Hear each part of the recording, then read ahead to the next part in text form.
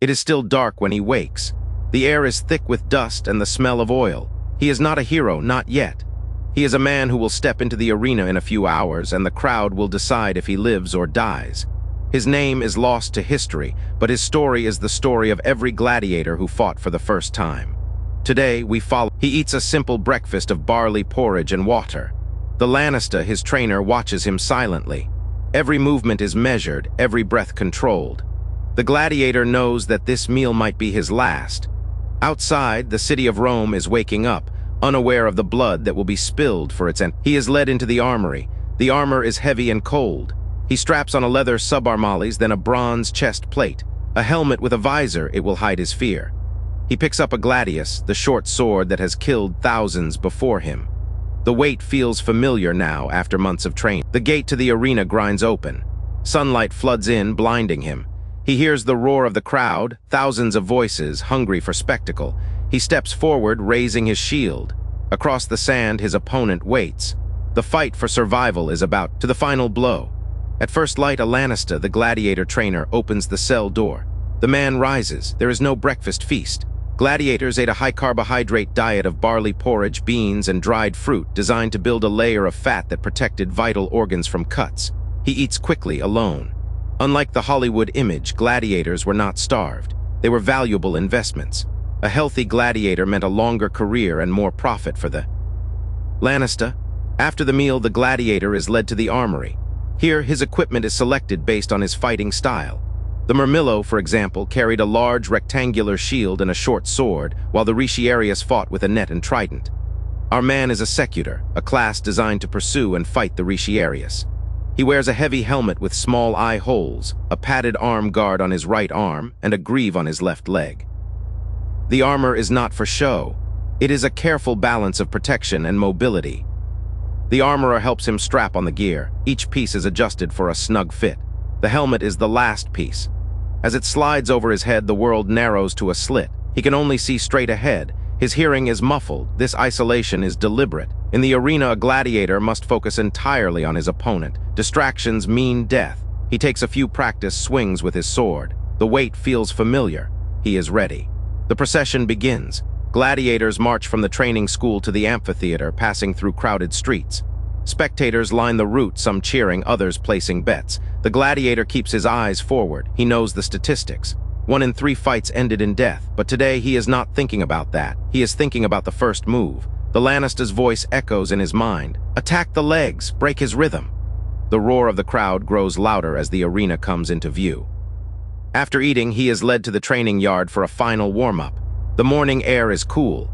Other gladiators practice with wooden swords, their movements precise and economical. He stretches, swings a heavy wooden practice sword.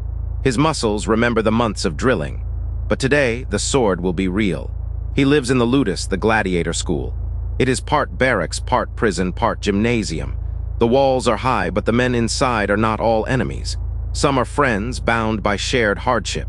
They train together, eat together, sleep in the same cells.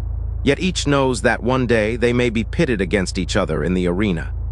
The Lanista, the gladiator trainer, watches from the side. He is a former gladiator himself, his body scarred from years of combat. He barks orders, corrects a stance, offers a rare word of encouragement. He knows which men will fight today and which will likely die, but he shows no emotion. To him, they are investments. The morning passes quickly. Soon the sun is high. The gladiators are called to gather.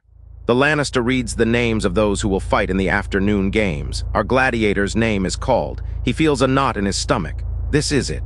He looks at his friends, some of whom will also fight. They exchange nods. No words are needed. Inside are not all slaves. Many are volunteers, auctorati, who signed a contract to fight for a share of the prize money. Volunteers made up perhaps half of all gladiators. They were often ex-soldiers, desperate men, or thrill-seekers. They swore an oath to endure branding, chains, whipping, or death by the sword. Our man is a murmillo, a common type. He will carry a tall rectangular shield, a gladius short sword, and a helmet with a fish-shaped crest. He will carry a tall rectangular shield, a gladius short sword, and a helmet with a fish-shaped crest. He will carry a tall rectangular shield, a gladius short sword, and a helmet with a fish-shaped crest. He is heavily armored but slow. His opponent today is a Threeks, a different class with a small square shield and a curved sword called a Seneca. The pairing is deliberate. Contrasting styles create a more exciting fight. Training is brutal but systematic. They practice against wooden posts, then against each other with blunted weapons. The goal is not just strength but technique. How to conserve energy, how to read an opponent's eyes through the helmet. The murmillo's heavy armor protects him but tires him quickly. The Threeks is faster, more agile but less protected. Each type has strengths and weaknesses. The Lanista, the Gladiator trainer, studies these matchups carefully. He knows that a good pairing can make or break a show. The crowd wants blood, but they also want a fair fight. Too one-sided and they'll boo. The day of the fight arrives. The murmillo and Threeks enter the arena to the roar of the crowd. The editor, the game's organizer, signals the start. The two gladiators circle each other, shields up. The murmillo tries to close the distance, using his shield to absorb blows. The Threeks dances around him, looking for an opening. Dust rises from the sand as they clash. The fight is intense but short. The murmillo lands a blow on the Threeks' shield, knocking him off balance. The Threeks recovers quickly and slashes at the murmillo's leg. Blood stains the sand. The crowd roars. The murmillo stumbles and the Threeks moves in for the kill, but the editor raises his hand. The fight is over. The murmillo is wounded but alive. The crowd decides his fate, thumbs up or thumbs down. Helmet slits. By midday, the training ends. He is given a rub-down with olive oil and scraped clean with a strigil. Then he waits. The games begin in the afternoon. In the early afternoon, the gladiators assemble in the Ludus courtyard. They form a procession, the Pompeii, that will march through the streets to the amphitheater. The crowd lines the route, cheering and jeering. Our murmillo marches with his helmet under his arm. He sees the faces of ordinary Romans, bakers, merchants, laborers, all hungry for spectacle. The Pompeii winds through the narrow streets, past temples and taverns, until the amphitheater looms ahead. The crowd surges forward. Our murmillo enters through the Gladiator gate, the Porta Libitonensis, named after the goddess of death. The sand of the arena floor crunches under his feet. He looks up at the tiers of spectators, a sea of faces. The emperor's box is draped in purple. The preliminary events begin: animal hunts, executions of criminals, comic fights. The crowd roars. Our murmillo watches from the shadows of the gate. He checks his gear one last time. His heart pounds. Then the herald announces the main event. The trumpets sound. The gate opens. He steps into the sunlight. His opponent is already there, a Threeks armed with a curved sword and a small square shield. The two gladiators salute the emperor. Ave Caesar, mortuary te salutant. The fight begins. The murmillo advances, shield high. The Threeks circles looking for an opening. Their swords clash. The crowd chants. Dust rises. The murmillo feints left, then thrusts. The Threeks parries. The fight is brutal and quick. After several exchanges, the murmillo disarms his opponent. The Threeks falls to his knees, raising a finger, a plea for mercy. The murmillo looks to the emperor. The crowd waves handkerchiefs or gives a thumbs down. The emperor makes his decision. Of the crowd, some excited, some curious, a few pitying. He tries not to meet their eyes. They enter the amphitheater through a gate called the Porta Libitonensis, named after the goddess of funerals. It is the same gate through which dead gladiators are carried out. Inside, the arena is vast. The sand is fresh, raked smooth. The stands are packed with thousands of Romans, senators, merchants, women, slaves. The noise is deafening. The gladiators parade around the arena, showing themselves to the crowd. They stop before the emperor's box and raise their arms in salute. Ave Caesar, mortuary te salutant. Hail Caesar, those who are about. The parade ends. The gladiators are given their weapons. The editor, the man who sponsors the games, signals the start.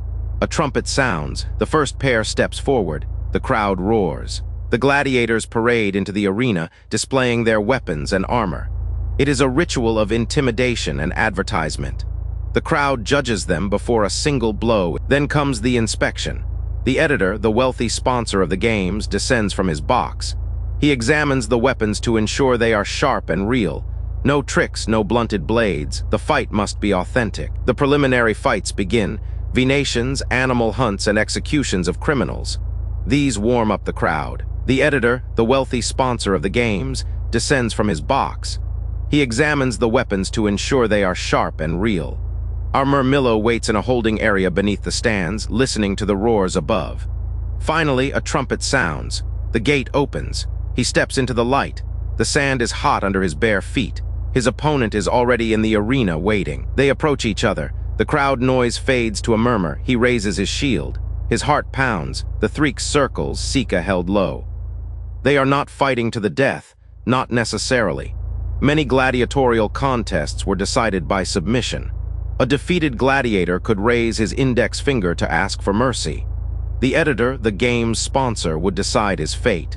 If the editor turned his thumb upward, the loser would live. If he turned it downward, the victor would deliver a fatal blow.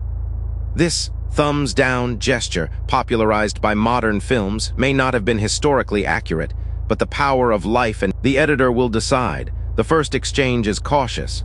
He feints with his gladius, but the Threeks deflects with his small shield. The curved Seneca slices the air near his thigh. He jumps back. Minutes pass. They are both sweating, breathing hard. The murmillo's heavy shield tires his arm. He knows he must end it soon or be overwhelmed. He sees an opening. The Threeks overextends on a cut. He steps in, drives his gladius deep into the Threeks' side. The Threeks drops his shield and falls to his knees. The crowd roars. The murmillo looks to the editor's box. The editor raises his hand. The crowd chants for mercy or death. The editor decides. He signals for the kill. The murmillo nods, steps behind the Threeks, and slits his throat. The crowd explodes. The Threeks slumps forward. The murmillo raises his arms in victory. The sand drinks the blood. Another day in the arena ends. Into the exposed side. The blade goes deep. The Threeks staggers, drops his sword. The Threeks falls to his knees. He raises his left hand, a gesture of submission. The crowd erupts. They shout misses, or Iugula, let him go, or kill him. Our murmillo looks to the editor. The editor hesitates, then gives a signal, a wave of the hand, perhaps a thumb pressed to his chest. Historians debate the exact gesture, but the meaning is, the murmillo has won, he is the victor. He stands over his fallen opponent, waiting for the final decision. The editor has decided the Threeks fought well, but he lost. The signal is given. The murmillo must now deliver the death blow. He raises his sword. The Threeks does not resist. He accepts his fate. The blade comes down. The crowd falls silent for a moment, then roars again. The fallen gladiator is carried away by attendants. The sand is raked over. The next fight is announced. But not every fight ends in death. Sometimes the editor shows mercy. If a gladiator fought bravely and the crowd shouts misses, the editor may spare his life. The defeated gladiator is then dismissed with honor. He might fight another day. Some gladiators became famous, winning many fights and retiring as free men. They were given a wooden sword, the rudis, as a symbol of their freedom. But for most, the arena was a short, brutal career. The average gladiator lived only a few years. The gladiatorial games were a complex part of Roman culture. They were entertainment, yes, but also a display of power, a lesson in courage, and a reminder of the value of life and death. For the gladiators, it was a brutal profession, but one that offered fame, fortune, and even freedom. For the spectators, it was a spectacle that reinforced the social order.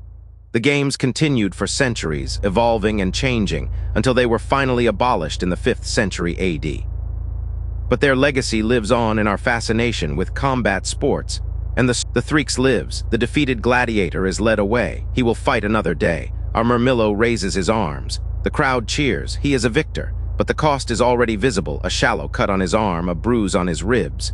He leaves the arena through the Porta Triumphalis, the gate of victory. He is given a palm branch and a small sum of money. Tonight he will eat well. But what are his chances of surviving the next fight? The victor's prize was modest by modern standards. A few hundred denarii, enough to buy food for months, but not enough to buy freedom. Most gladiators remained slaves or prisoners, bound to their ludus, their training school. The owner, the lanista, took a large share of the winnings. The gladiator kept only a fraction. Yet for a slave, that fraction meant a better meal, a warm blanket, perhaps a visit from a woman. But the greatest prize was the rudis, a wooden sword symbolizing freedom. A gladiator who received the rudis was released from his oath, his contract. He could retire, become a free man, even train others. Some became trainers themselves. Others returned to fight as volunteers, seeking glory and money. The rudis was rare. Only a few earned it after years of victories. For most, the arena was a revolving door of blood until one. And what of the defeated, the fallen gladiator who lay bleeding on the sand? If he had fought well, the crowd might spare him. They would wave handkerchiefs or raise their thumbs, though contrary to popular myth, a closed fist with thumb extended meant spare, while a thumb down meant kill. The editor, the game's sponsor, made the final decision. A brave loser might live to fight another day. A coward was shown no mercy. The arena was a theater of life and death where every move was judged. Chances of surviving the next fight? Historical records from Pompeii suggest that about 1 in 5 gladiators died in each match. However, most deaths occurred in the first few fights. Experienced gladiators were much more likely to survive. Our murmillo now has a record, 1 win, 0 losses, but his value to the Lanista has increased. He will be trained harder, fed better, and matched against tougher opponents. Gladiators who survived many fights could become celebrities. They would be awarded with money, freedom, and even political influence. Some retired gladiators became trainers themselves. The best of the best, like Spartacus, could even lead a rebellion. But for most, the path was short and brutal. Our murmillo's next fight will be against a threeks, a different type of gladiator with a curved sword and a small shield. The murmillo and the threeks were classic rivals. The murmillo's large shield offered better protection, but the threeks was faster and more agile. The crowd loved this matchup. It was a test of strength versus speed. Our gladiator's training will focus on defending against quick, curved strikes. His Lanista has hired a retired threeks as a sparring partner. The next fight is in one. Their names appear in graffiti across Pompeii. Some even won their freedom after years of service, receiving a wooden sword, the rudis, as a symbol of retirement. But freedom was rare. Most gladiators died in the arena, their bodies dragged out through the Porta Libitonensis. The sand was raked and the next fight began. Our murmillo's story is not unique. Thousands of men, and some women, faced the same dawn, the same fear, the same choice: kill or be killed. They were both victims and heroes, slaves and celebrities. The Roman games were a mirror of their society, brutal, hierarchical, and obsessed with spectacle. But within that system, gladiators carved out a strange kind of honor. So when you hear the roar of the crowd, remember the man in the cell before dawn. He was not a monster. He was a human being doing what he had to do to survive another day. The roar of the crowd fades, and the man in the arena stands alone. He raises his sword in salute, not to the emperor, but to his own will to live.